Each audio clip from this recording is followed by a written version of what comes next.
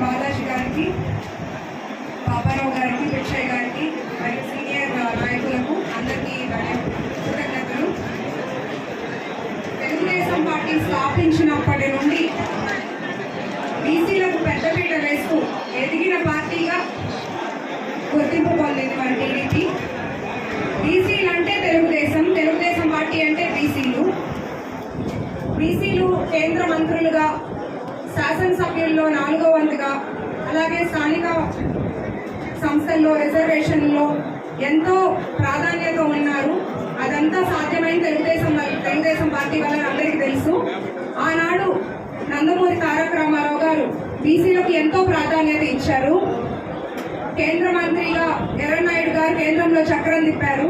అదే పార్టీలో ఇప్పుడు నారా చంద్రబాబు నాయుడు గారు అదే అభ్యున్నతని, ఇంపార్టెన్స్ ని కొనసాగిస్తూ పార్టీలో బీసీ నాయకులకు అగ్రస్థానాల్లో కూర్చోబెట్టారు. అచ్చెన్నాయుడు గారు రాష్ట్ర అధ్యక్షులుగా ఉన్నారు, రామ్మోహన్ నాయుడు గారు ఎంపీగా ఉన్నారు, అలాగే అయ్యన్న పాత్రుడు గారు, యలమంచి రామకృష్ణుడు, కొల్లు రవీంద్ర గారు, మహిళల్లో పంచుమర్తి అనురాధ గారు, మృణాలిని గారు, ఇలా ఎంతో మంది బీసీ నాయకులు ఉన్నారు. బీసీలకు పెద్దపీట వేసింది తెలుగుదేశం పార్టీ. మన దర్శి నియోజకవర్గంలో అందరూ ఏకదాటిగా బీసీలంతా మద్దతు ఇస్తున్నారు. రేపు జరగబోయే బీసీ గర్జన సభకు అందరూ వచ్చి దాన్ని విజయవంతం చేయాలని కోరుకుంటున్నాను.